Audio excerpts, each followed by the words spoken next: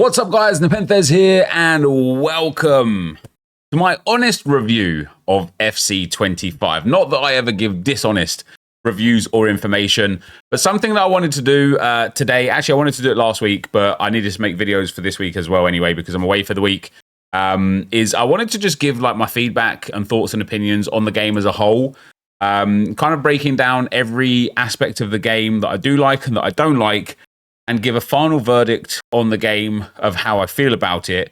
There is obviously, through this, going to be discussing EA at length and at depth. And, you know, there's no ever any ill will towards the people that actually make the game, because I like these people that make the game. I know that they want the best for the game, and they are under the same kind of issues as, like, kind of working constraints anybody working for a major corporation is under. They're not these like billionaires that are just making a game, living the high life, smoking cigars and drinking margaritas on the beach. They are people that work 9 to 5, probably even longer, trying to make the game under budgets and time constraints. And so anything that I say here is just meant to do like my feelings and opinions just on how the game is, rather than on who makes the game. And to start with, as you can see, this is my Arsenal Evo RTG. If you want to watch the process of this Road to Glory, feel free to go over to NepentheZ 2 and you can watch it there and follow my journey with this team. I love this team, and Evos for me was something I've always wanted, or at least I've always wanted a growth system in EA Sports and in FIFAs and FCs. You know, I think PES have got a fantastic growth system. This is Football had a fantastic growth system. Football Manager has a fantastic growth system. It was always weird to me that Ultimate Team never did. You know, even Career Mode has a fantastic growth system. It was always weird to me that Ultimate Team never had. I didn't realize how much I loved it until this week, where we had some issues with Evos and we didn't get any, that I was just like lost within the game. I had nothing to play for. You know, by the time you're watching this, it would be fixed and stuff. I'm recording this just for transparency on the 24th of October. You're probably seeing this maybe like the 28th, 29th of October, somewhere around there. For cheap, safe, and fast FC25 coins, go to U4GM. They have over 8,000 comments on Trustpilot with a 4.6 rating. And to get 5% off your order, use code NEP at checkout. Check out the link in the description. Now let's get back to the video. In terms of this game, in a nutshell, do I like it? Yes. Do I think it's a good game? No. And that's really weird to say, isn't it? So we're going to go through stage by stage the way the game is, not leaving any stone unturned, starting with the objective section. Now, I actually think EA have done a really good job with objectives this year. You know, we've got the rush objectives, which have been brilliant. Rush, however, has not been so brilliant. We'll get to that soon. But the rush objectives have been brilliant. You know, it gives a constant supply every sort of like 3 or 4 days, and then also every 7 days of player picks that give you the ability to get some cool players for your team whilst playing rush. You know, there's some really good packs in here. At the very worst for me, this has allowed me to get some good fodder to help with SBCs. You know, even the stuff that's there right now, I've completed it all, obviously. You've got 1, 2, 3, 4, 5, 6, 7, 8, 9, 10. 10 player picks from there. You've got some packs there, including another player pick, so that's 11 player picks. And then here you've got 4 more player picks, 5 more player picks. 16 player picks in the rush objectives alone, plus some packs, is very good. The season objectives have been good. A little bit weak in the cosmetic Evo side of things. I like it a lot, but we're going to go over the Evos as well when we get there. The live section has been decent. You know, I feel like it could have way more, but overall it's been pretty decent. Coaching Masterclass was an interesting look. It's there for 70 more days. It's an interesting one. I don't get it. You know, I was happy to take on the SP or the kind of players and the packs that you got for it. But it was a bit weird. Milestones. This is part of the game. This is part of the game where I'm disappointed in EA. Milestones and Foundations. There's going to be lots of disappointment today. There's going to be some positivity. Don't worry about it. There's going to be some positivity, but there's going to be lots of disappointment. And the Milestones and Foundations are the first stage of disappointment, because it's the same or worse than last year. In fact, the milestones have been nerfed massively. You know, the Champions Mastery think they removed one of the packs available for the group rewards. The finishing mastery, we got way worse packs this time around and less of them. And it was just, it's an area of the game. I don't know how much kind of manpower needs to go into constantly updating this area of the game. But it's an area of the game where there is so much potential that they just don't utilize. Like even for the simple things like finishing mastery. Once you've finished finishing mastery, there should be finishing mastery too. And you get more rewards for scoring goals. Make it harder. Make the initial finishing mastery as an introduction for people to the game where you can score in any game mode. Make the second finishing mastery where you have to do it in squad battles on semi-pro or higher, or the online modes. Make the third finishing mastery where it's only achievable in rivals and champs. Have a finishing mastery that's achievable in rush, like you should be rewarded for scoring X amount of goals in rush. This is an area that's been so copy and paste over so many years that it's just lost all usage, and it's like I've nearly finished the majority of the milestones. We need 19 more stars. We need some more games in rush. We've nearly played 100 now. We've nearly got the bonuses and the goals as well, so we're getting there with that. I've nearly got the free kicks done. And then draft, friendlies, co-op, camps and rivals and squad battles will just happen over the course of the game cycle. And it's like when you look at what's there, the problem isn't what's there, it's almost what's not there. Milestones, by definition, is like a long-term achievable target. But in this game, milestones are short-term achievable ways to start your account real quick. I don't know. And foundations, I mean, they're just the same. It's just the same. So really lazy from EA in certain aspects of objectives, but I do like the objective side of things in general.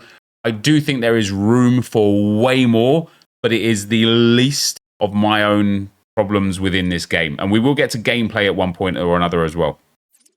In terms of the events, or in terms of play, we've got different game modes. Now, tournaments I haven't engaged in this year. Did you? Let me know down below.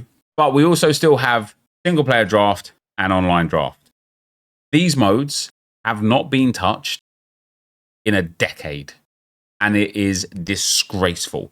I know that there is this rumor that goes through the grapevine. I've told it, I've heard it, I've heard it like uttered in other people's streams and things and other content creators' videos, that the person who initially coded the draft no longer works at EA Sports, and so the people that are currently there don't know how to change the draft to make changes.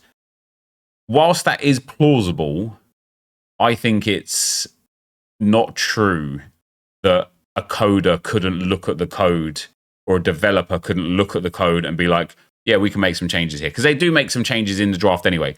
For me, it's unreasonable that after all these years of this person not being there, they haven't figured out a way to like update draft. We know that they can put draft content in objectives as well, but for me, it's disgraceful that draft is still just the same game mode that it was 10 years ago, when 10 years ago it was fantastic because it was new, it was fresh, it was innovative, it allowed you to use players that you otherwise couldn't afford.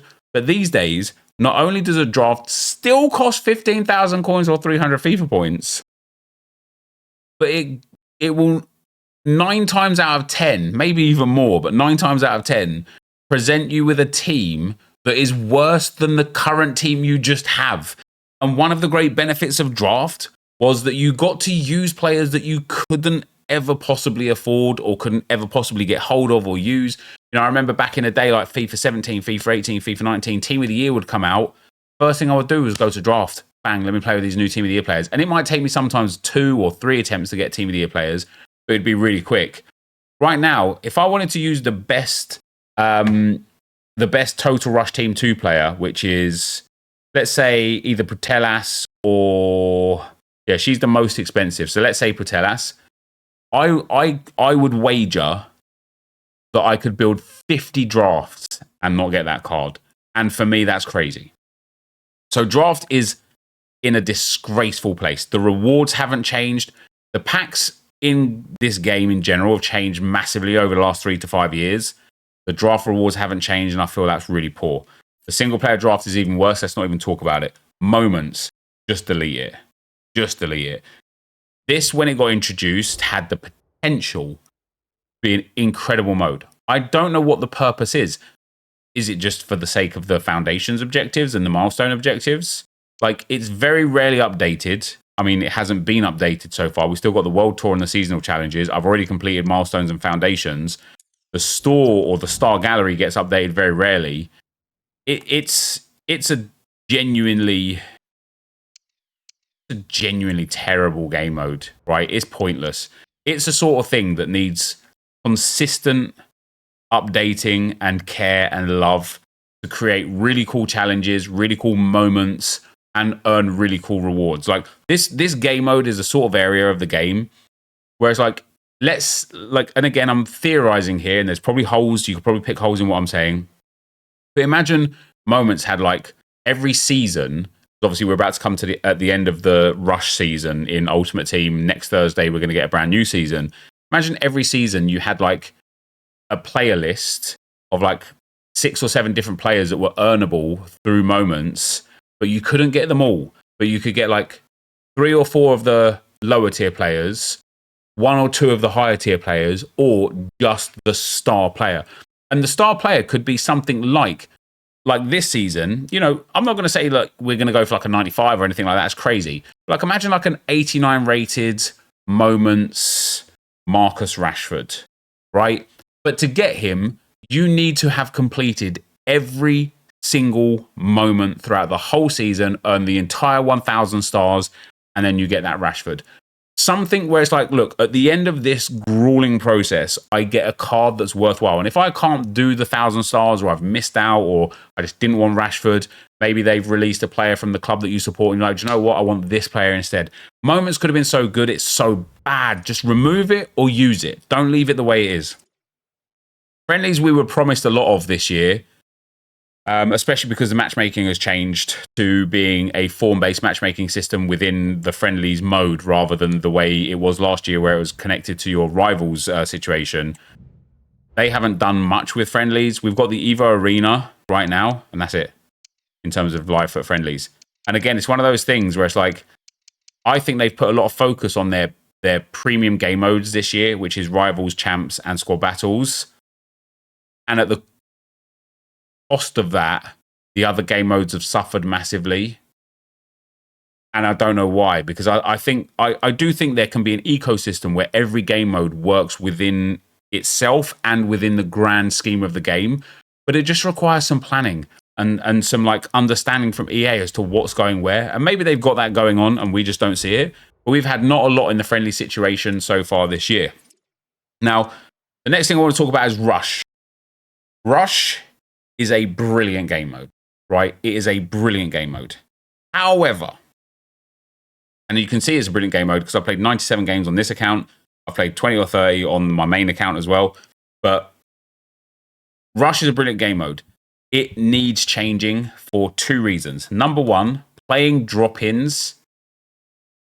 It's not the one, man. If you can't play with friends, don't play at all. It's bad. The rubber banding, the disconnects, the people just like the fact that like, you know, you could randomly get matched with 3 people who eat 7 crayons for dinner every day is really tough. It's a brilliant game mode in principle. There's a few core problems with it for me. First of all is the length of time per game. I think 7 minutes is way too long. Like I actually did a video yesterday and I played a Rush game where I needed to get Gabriel Jesus finished up. The game ended up finishing like 11-4 to me and my team. It's a 7-minute game. It took 14 minutes and like 30 some odd seconds to complete the game from start to finish because you get that minute and a half intro getting into the game, then the loading screen, then after every goal and every corner and every goal kick and every throw, and you get that rush screen pop up and it takes like 5 seconds. It's like every break in play is like another 5 or 6 seconds on the clock. And when you're having like 40 or 50 breaks in play per game, it really adds up to the clock. And so it's like a squad battles game is 4-minute halves. Obviously, it also has like where the clock slows down when the ball goes out of play. But a squad battles game, even if in like a bad scenario, will take you about 11 or 12 minutes. In a good case scenario, you can get it done in about 8.5 to 9 minutes, depending on how you're playing and what points you're going for. But you're looking at somewhere between sort of like 9 and 12 minutes for a squad battle game, best to worst case scenario. Rush games, they can last sometimes 15 or 16 minutes.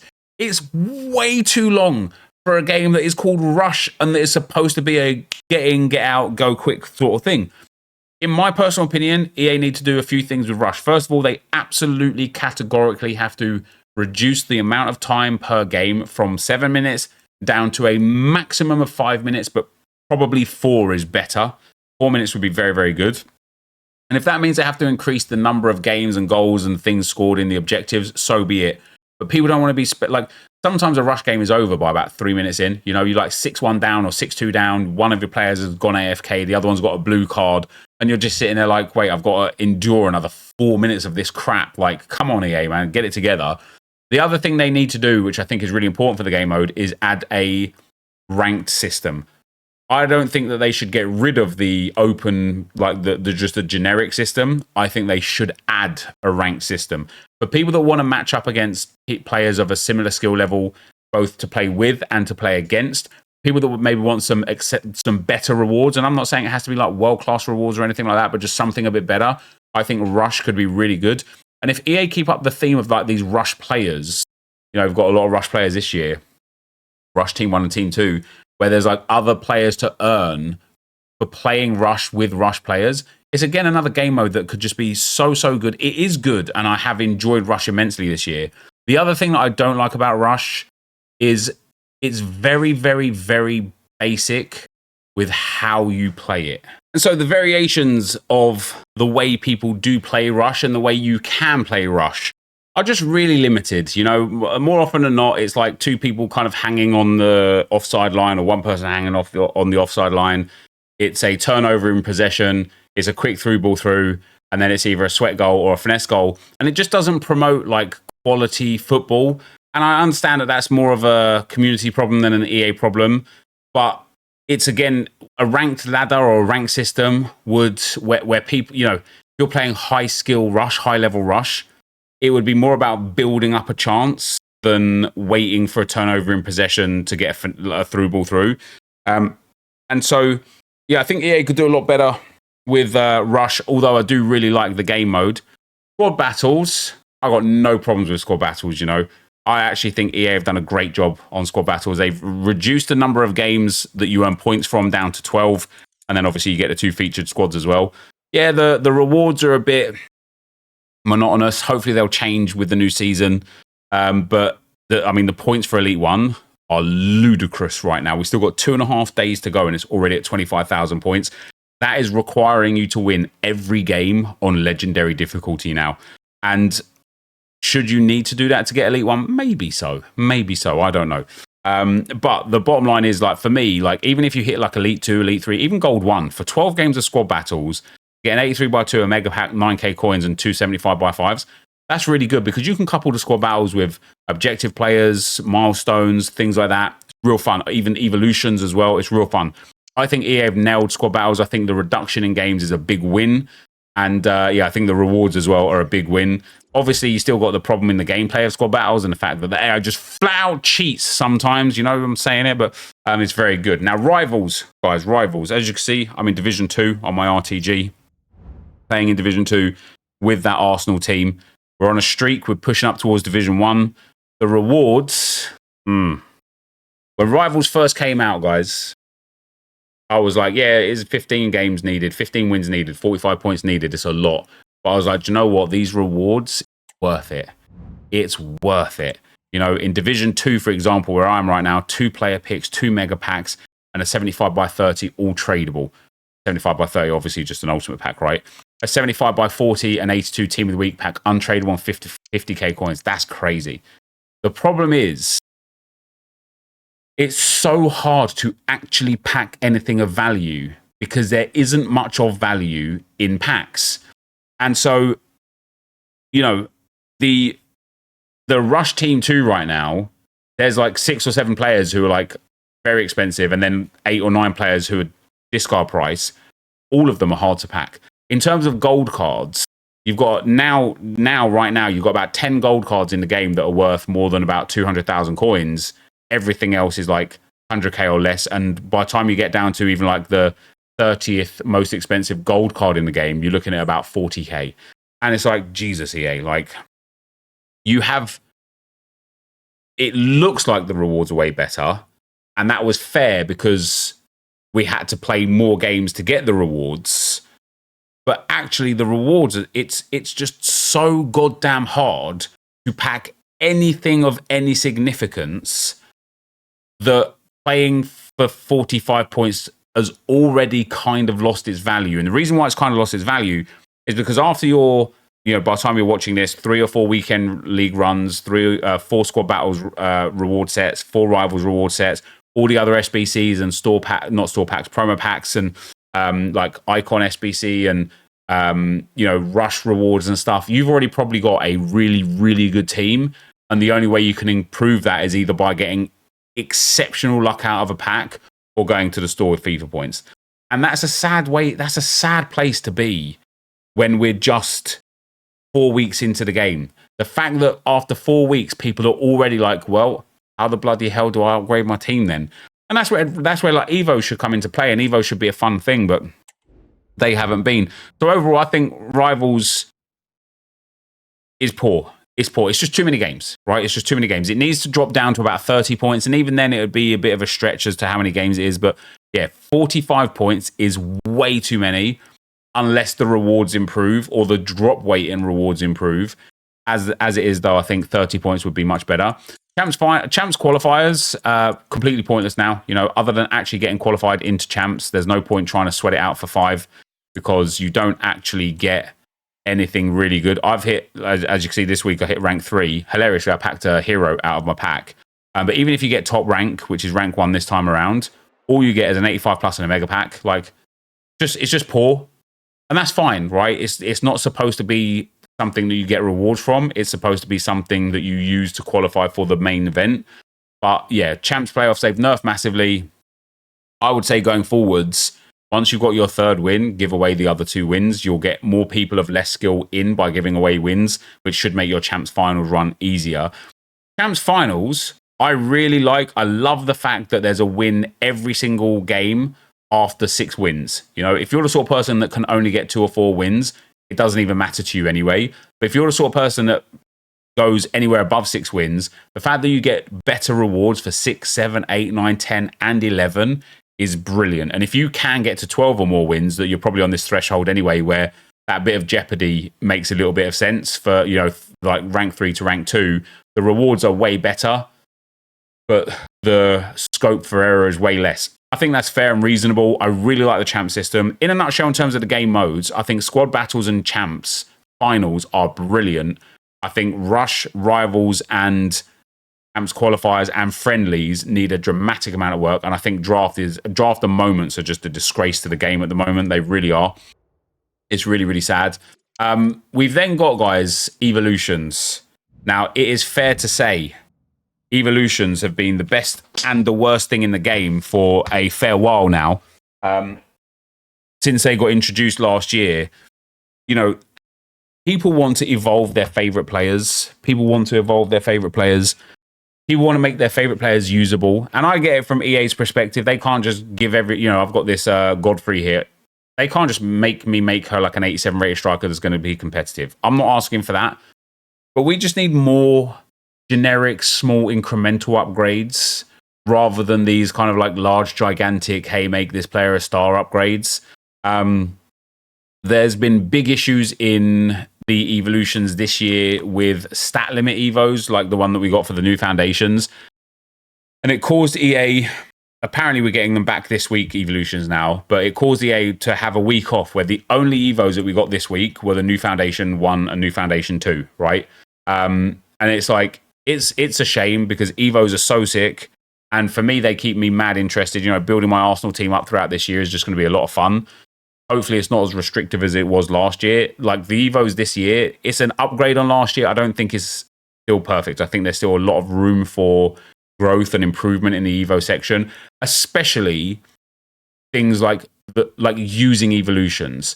Like I'm not saying that we need to be getting like 88 by 10 packs for using evo cards, but having something like, again, a milestone where it's like use 3 or more evolution players in champs wins and after 100 champs wins, you get like a really special elite level evolution that boosts any player by like +3 or +5, or, you know, like maximum 88 rated or something like that, you know, and gives a big boost or makes them 4-star, 4-star. Like, there's so many things they can do with evolutions, especially in this cosmetic section. Guys, the cosmetics with Evos are a joke.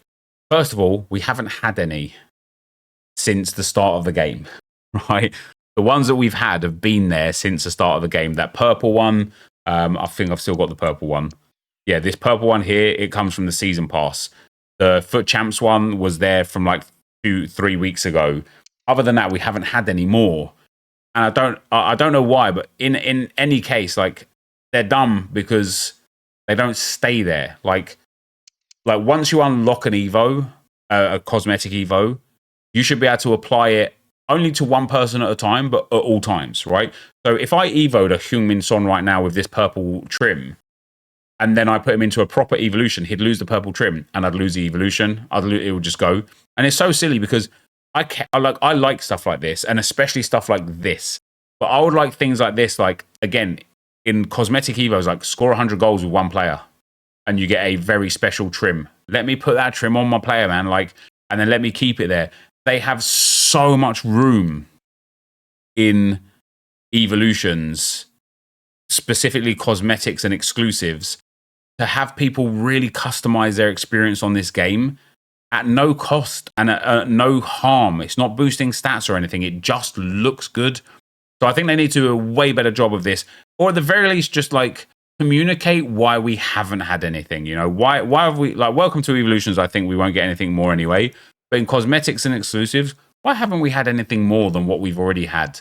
Right. And then, as I say, I think they need to fix the way, or change the way that they have the cosmetics be removed after you apply them to another player. Because otherwise, you're just not going to want to apply them, are you? Because you're just going to lose it in like no time at all. I'm not even going to begin to complain about how stadium player stats, leaderboards and stuff have changed, or haven't changed, should I say, because it's not going to resolve anything whatsoever. But what I am going to talk about is SBCs.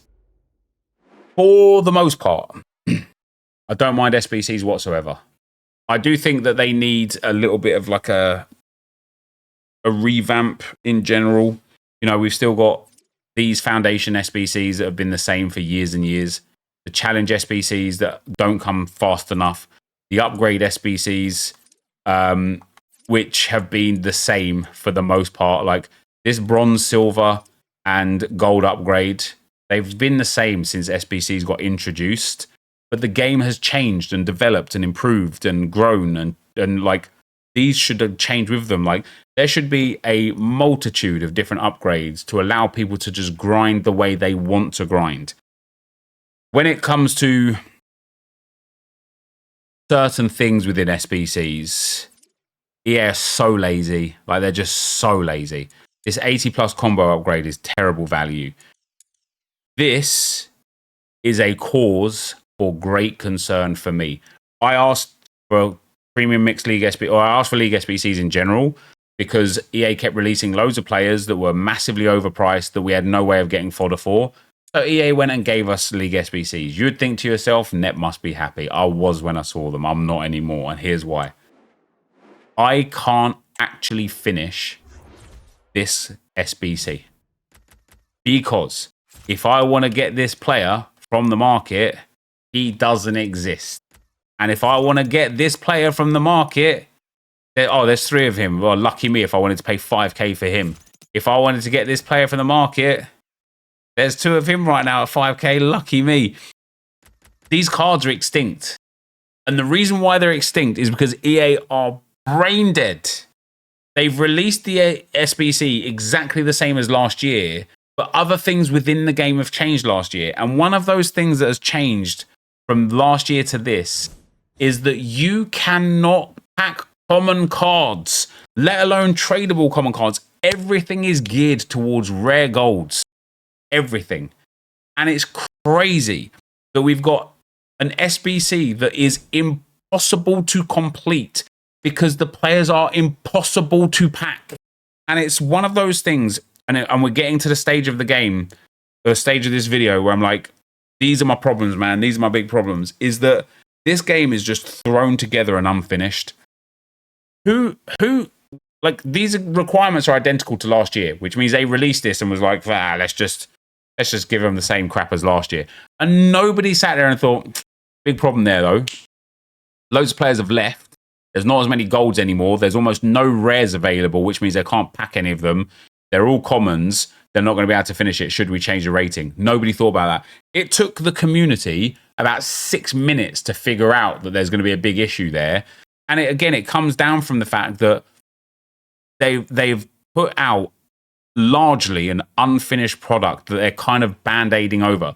The reason why they gave us League SBCs was because they recognized that people can't complete the actual player SBCs or the other SBCs because nobody's got bloody fodder. So they've given us League SBCs to appease that. They're like, okay, let's give them League SBCs. If they want to grind it, they can grind it. Happy days. They didn't think about the next thing. It's a slapdash. It's a band-aid. It's like, we've got a problem. Here's a fix. That fix has now got a problem. Here's another fix. What will the fix be? Instead of 2 foundations, like common player foundation packs, or, you go to the store and buy some. No, EA. Think about this crap, man. Just make these things 72 rated or 71 rated or 70 rated, or make it like change the requirements so that you don't need 1 player from each club, so you can just go and get all of the river rares that are there. Because otherwise, when you actually genuinely look at the amount of rare gold cards that are in the Libertadores and Sudamericana, let's put concept players on. There is 2, 3, 4 rare golds, 5 rare golds, just 5 rare golds. And guess what? They are all from the same club, which means you need other golds to hit the requirements target, which means these need to be packable. And the reason why they're not packable, especially not tradable, is because it's impossible to get tradable commons from packs. Just make a change. Just make a change to the rating or whatever. And it's the same with the other one as well. I don't think there's any available. So SBCs this year, I mean, listen, EA aren't going to give us what we want from SBCs, which is a way to grind the game. I think we are getting exchanges back this year. I like the Team of the Week upgrade being there consistently. I liked the league upgrades until they actually butchered them. I think they need to do way better with upgrades in general. The player situation is much better this year. There's lots of players to pick from. There's some you can do, some you can't do. There's some really elite players, some like less elite players that might be just fun for people trying to build fun squads or whatever. But the bottom line is SBCs isn't in a bad spot, but it's not in a great spot either. I don't really have too many complaints about SBCs. The thing that I have the complaint about the most, guys, and the thing that makes me think that this is just a general unfinished game, in spite of the fact that I enjoy parts of the gameplay, I enjoy the fact that this game has multiple ways of scoring. Yes, there's a few that are exceptionally better than the others. Travella's, for example, finesse shots as well from range. This game is balanced within about 90% of the game, right? The passing, generally very good. Player switching, generally very good. The AI, generally very good. The problem is, and bear with me a second, because I know what you're thinking after hearing that, like, has he played this game? Like, hello? The problem is that the 90% of the gameplay that is good is very good. The 10% of the gameplay that is bad is incredibly bad, to the point where I can't believe they released the game the way it is. The tackles from behind, the refereeing decisions, the fact that, like, players get disabled in this game, and it's something I've had a big problem with. And we're not even going to begin to talk about the delay in the game and things like that. Like, the delay in some of these games is horrible, worse than it's ever been. I generally get nice gameplay, and I like that. But every now and then, I'll just have 1 game or 2 games or 3 games in a row, even if I restart the game, where the delay is incredibly bad. And I think to myself, if I had to play in that every game, like I know some of you guys have to play in that a lot more than I have to play in that, I just wouldn't play this game. It's that bad. And I don't know what causes it. And I don't know why EA haven't remedied this or talked about this or tried to fix this. But sometimes, for no good reason, I played in a game today in Rivals where I had 6 ping, and yet my players would not perform first-time passes, first-time shots. The pass animations were really bad. Trying to green time a shot was absolutely pointless because it would red time. There's these weird animations with hypermotion where like sometimes you're trying to do like a first-time power shot, and instead of them doing a power shot, they'll stop the ball, walk backwards 2 steps to then try and run up and power shot the ball. And it's like, what's the point of that, right? It's pointless. The things that are broken in this game with gameplay are so unbelievably broken that it makes it very unenjoyable to play, in spite of the fact that a lot of the gameplay this year is actually very good. Travellas need massive nerfing. Finesse shots need massive nerfing. Tackles from behind needs massive nerfing. And like I said, there's a big, big issue, in my opinion. I don't know if you notice it with the way you play or don't play, but there's a big issue with this game with players becoming disabled when they're getting pressed from behind. I even have players like Declan Rice, who's got really good aggression, really good strength, and has press proven. And if I shield with him, because like, you know, I've got myself in a sticky situation or whatever, so I press the L2 button to kind of shield off the player around me, but somebody comes and stands behind Declan Rice, he becomes disabled as if he's like turned off for about a second to a second and a half. I was talking about it on stream the other day, and it reminds me of like a stun grenade in COD. You know, where you get stunned and you're like, oh, you're like disoriented for like 1.5, 2 seconds or whatever. You can't do anything. Somebody walking up behind you and putting pressure on you does that in this game. And it's mind blowing that this wasn't like picked up in like testing or creating a game. That as soon as somebody comes and stands behind any level of player, no matter how good or bad they are, they can't pass. They can't, like, you press pass, it doesn't register. You press pass, it doesn't register. You press pass, you've lost the ball now. It's too late. And because tackling from behind is so strong, you can't reasonably shield the ball. And it's one of those things where it's like, it's so broken. And like the kickoffs are so broken. The goalkeepers parrying everything. Oh my days. And the amount of goals I concede from getting a very good interception or a very good tackle and it bounces back to my opponent in a much better situation than they were before is infuriating. And so overall, my honest opinion, I don't know how long this video is. I feel like I've been going for bloody ages, but overall, my honest opinion of this game is that it's a good game that hasn't been finished. And the things that they haven't finished are game breaking, whether that be Evos, some gameplay mechanics, SBCs, or Rush. Like, Rush is a brilliant game mode, but it's not ready for, it's not fit for purpose, you know? Like, it's too long, it's too monotonous, and it's like, it's too one-dimensional. They need to make it easier. They need to make it better, sorry, not easier. Don't care about it being easier. They need to remedy the things. They need to improve the things that I've like spoken about here. The gameplay, overall, it's really nice. You know, like I say, I feel like, I know the SCIQ has certain problems, but I feel like different formations are viable this year. You can score from crossing. You can score from outside the box. You can score from inside the box this year. I don't think 5 at the back is nearly as bad as people made it out to be in the first place. And now that EA have remedied it as well and they've patched that, I barely even see a 5 at the back anymore, which is fantastic. I think you can use genuinely different styles of players. Like, for me, the fact that I'm halfway through Division 2 and this is my team is really cool. I've only added Pires recently as well. He's only got about 3 or 4 games, 5 games for me. And that was all in qualifiers. But the fact that I'm running like a Calafiori and a Urian Timber at centre back and left back, you know, Calafiori, look how bad his stats are. But I've got 90 games with him and he's golden, man. Like, you know, he's got some fun properties that are good. I love roles. I love play styles. I really enjoy the setup that EA have got with tactics and the SCIQ in general. But I've seen those clips of strikers running, being in space and then turning around and running away.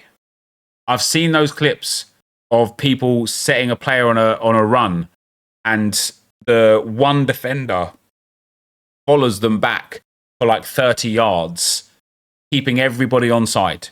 I've seen those clips of a player going through and just running 20 yards offside.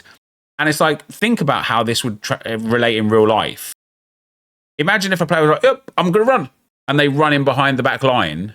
And then they check the ball hasn't come. And then they think to themselves, you know what I'm going to do? I'm just going to run for another 10 or 15 yards and see how it goes. You just wouldn't. You would be like, oh, the ball hasn't come and now I'm offside. Let me like turn around, reset, and let's go again. But in this game, like it's either one extreme or the next with EA. It's either like incredibly perfect or incredibly awful. And unfortunately in the gameplay, they've got so many of the core fundamentals incredibly awful, like first time passing. Like there's some passing mechanics in general that are bad. Ping passing is very good. And passing in general, like I say, is very good. I think a lot of people misinterpret how to pass the ball. And I know that sounds like a really like weird thing. But if you've got a player like Declan Rice, or no, better yet, let's go to Martin Odegaard. If you've got a player like Martin Odegaard, he's got really good passing stats, right? But you know how many people I've seen talk about like passing with somebody like Odegaard, where they try and do a pass off balance 180 on his weak foot? Obviously, he's not going to be able to pass that ball properly because he's on a 2-star weak foot, off balance, not facing the way he's playing. That makes sense. But there are so many occasions where the passing, where like the passing lock-on mechanics are really bad. I had an example just today where I had the ball with Bukayo Saka. I passed it backwards to Ben White, who was in space. Or no, sorry, backwards to William Saliba, who was in space. The game, I put 3 bars of power on this pass, and the angle of the analog stick was aimed directly towards William Saliba. Ben White was stood about 3 yards away from me with 3 players marking him. And somehow the game decided that that was me aiming it to Ben White, passed it into him instead. He got turned over, a counter attack, and I conceded a goal, and I lost my head. Right. And it was like, it's so blindly obvious that I was aiming towards Saliba. Great power on the pass, really good accuracy of the pass, and the game's just decided that Ben White's there. And there's little things like that again where it's like it drives people insane because it's like, how can you get something so simple so wrong, right? And I think there's a lot of aspects of the gameplay in this game that are like that. And so to end off for today, guys, my honest review of this game, my honest feeling of FC25 is that this game has the potential to be the absolute best game EA have ever released. And I think it's 90% there. There's so much about this game that just works, is good, it's fun, it's engaging, it makes sense. But unfortunately, the 10% of stuff that is wrong is so badly wrong that it makes it feel like it's an unfinished product that's not fit for purpose. It makes it feel like it's an unfinished product that they just had to put out anyway because they had a deadline that they had to meet. And so the alternative was kind of get fired or release this crap. And so they've released a game that is riddled with bugs and glitches and issues and just big gaps in things that make sense just to get the game out. And I find that to be really, really sad. I find it to be really, really sad that we're here playing a game that is just still in beta or like, you know, it's at the testing phase. It's at that phase now. We're at that phase now where people should be playing this to be like, oh, hey, EA, here's like the things that are wrong. And then EA go away, take another 2 or 3 weeks, fix those things, release a better game that's like, instead of 90% perfect and 10% completely broken, like 97% perfect, 2% we know these things need a little bit of work, and 1% completely broken. Because every game has issues, right? Every game has bugs. Every game has problems. But this game has so many fundamental core problems, especially in gameplay, that make it so unenjoyable. And then with the market, like I said, guys, the market's a bit of a weird one, man, because players are so affordable up to a point. Like you can get like the amount of teams I come up against with like Saliba, Van Dijk, Griezmann, Salah, etc. is insane. But the amount of times I've seen an icon or a Neymar promo card or a Messi promo card, non-existent. You know, the low tier icons, yeah, you see them a bit. I haven't seen a Hullet or anything. And it's like there is such a big divide between the 1% players and everything else that it again makes the game cycle and the replayability of this game be non-existent because it's very, very, very easy to get to a point where you're like, well, what do I do now? And it shouldn't be that way. Like this game should be about progressing your team throughout the year, not about showing up for a small, like, you know, you can do 90% of the things you need to do in 10% of the time. And for the other 10% of the things you need to takes 90% of the time. And it's just, there just needs to be better balance. There just needs to be a way better balance. However, for today, that is going to be the end of the video. Did enjoy it, be sure to leave a like, rating, comment, subscribe to the channel if you haven't already. And for now, guys, I'm out. Peace.